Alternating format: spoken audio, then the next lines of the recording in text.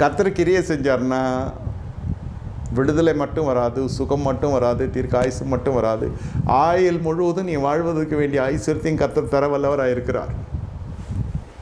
சில பேர் வேலைக்கு போகிறது ரொம்ப விரும்ப மாட்டான். ஆனால் சில பேருக்கு எதையாவது ஒன்று செஞ்சு தப்பான வேலைக்குள்ளே போய் மாட்டிக்கொள்வோம். இதெல்லாம் நம்ம தான் நம்மளை கண்ட்ரோல் பண்ணிக்கணுமே தவிர, அதான் நம்ம தெளிவாக இருக்கணும். கர்த்தர் நமக்காக யாவையும் செய்து முடிக்கிற அளவுக்கு நம்முடைய தேவபக்தி இருக்க வேண்டும் என்றால் நாம் அமைதலாக இருக்கணும். மனசளவில் யாரையும் நொந்து கொள்ளக்கூடாது. உங்களுக்கு தாயும் இல்லை, தகப்பனும் இல்லை, புது சிருஷ்டிக்கு தேவனே தான் எல்லாம். சொல்கிறதுக்கான காரணம் என்ன?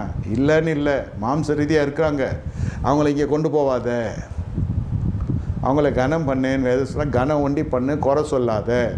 அப்போ சரியில்லை, ஆத்தா சரியில்லை, உடன்பிறப்பு சரியில்லை, எல்லாருமே சரியில்லை, நான் ரொம்ப யோக்கியமாக இருக்கேண்ணா.